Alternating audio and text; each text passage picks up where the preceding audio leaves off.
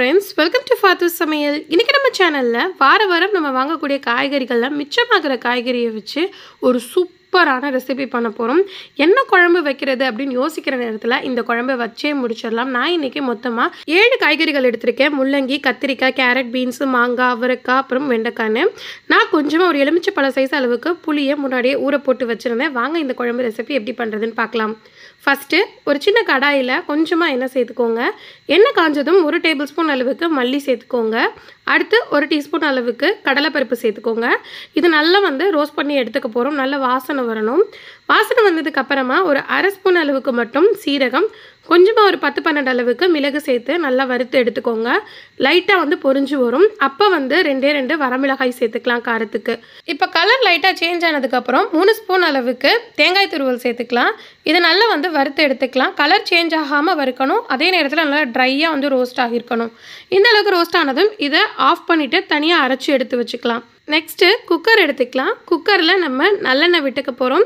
ஒரு 3 table spoon அளவுக்கு விட்டுக்கோங்க. எண்ணெய் காஞ்சதும் இதுல கொஞ்சமா சீரகம், அப்புறம் கொஞ்சமா வெந்தயம் சேர்த்துக்கோங்க. இது ரெண்டும் நல்லா பொரியட்டும். பொரிஞ்சு வரக்கூடிய நேரத்தில் 5-6 பல் அளவுக்கு பூண்டு சேர்த்துக்கலாம். சேர்த்துட்டு அதோட ஒரே ஒரு பெரிய வெங்காயத்தை நீல வாக்கில் கட் பண்ணி சேர்த்துருக்கேன். இது லைட்டாக வதங்கட்டும், ரொம்ப வதங்கக்கூடாது. இந்த அளவுக்கு வெங்காயம் பூண்டு வதங்கினதுக்கு அப்புறமேட்டு ஒரே ஒரு பழுத்த தக்காளி பழத்தை சேர்த்துக்கோங்க. அதையும் ஜஸ்ட் நல்லா இந்த மாதிரி வதக்கி விட்டுக்கோங்க. நல்லா எண்ணெய் பிரிஞ்சு வந்ததுக்கு அப்புறமா நம்ம எடுத்து வச்சிருக்கோம் இல்லையா காய்கறிகள், ஆல்ரெடி நான் கழுவி கட் பண்ணி வச்சிருக்கேன். அது எல்லாத்தையுமே சேர்த்துக்கலாம், மாங்காவை தவிர. ஏன்னா மாங்காய் பார்த்தீங்கன்னா சீக்கிரத்தில் வெந்துடும். ஸோ அதனால் மாங்காய் மட்டும் தனியாக எடுத்து வச்சுருக்கேன். மற்ற எல்லா காய்கறிகளும் சேர்த்துக்கலாம். இன்னும் காய்கறிகள் தான் சேர்க்கணும்னு எந்த ஒரு அவசியமும் இல்லை. உங்கள் ஃப்ரிட்ஜில் நீங்கள் லெஃப்ட் ஓவராக இருக்கக்கூடிய எந்த காய்கறி வேணாலும் சேர்த்துக்கலாம். இப்போ இதில் ஒரு 1/2 ஸ்பூன் மஞ்சள் தூள், 3 ஸ்பூன் அளவுக்கு குழம்பு மிளகாய் தூள் சேர்த்துருக்கேன். அடுத்து தனி மிளகாய் தூள் 1 ஸ்பூன் அளவுக்கு சேர்த்துருக்கேன். 1.5 ஸ்பூன் அளவுக்கு மல்லித்தூள்.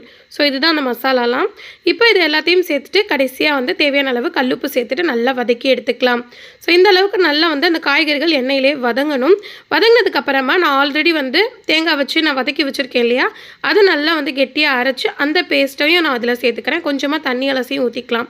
இப்போது இந்த கிரேவி எல்லாத்தையும் நல்லா கலந்து விட்டுக்கலாம்.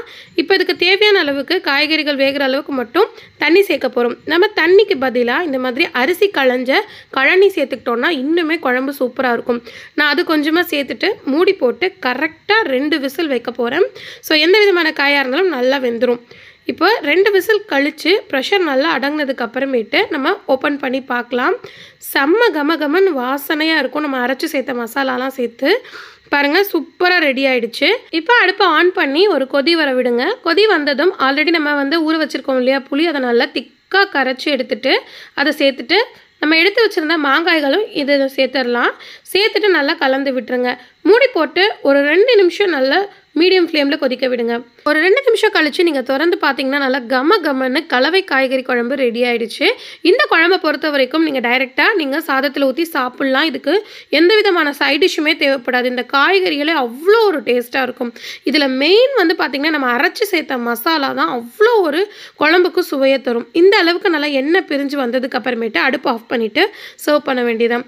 ஸோ ஃப்ரெண்ட்ஸ், இன்றைக்கி பார்த்து இந்த குழம்பு ரெசிபி உங்களுக்கு பிடிச்சிருக்கோம் நம்புறேன். வீடியோ பிடிச்சிருந்தா லைக் பண்ணுங்கள், ஷேர் பண்ணுங்கள். நம்ம சேனலை சப்ஸ்கிரைப் பண்ணாதவங்க சப்ஸ்கிரைப் பண்ணிக்கோங்க. தேங்க்யூ.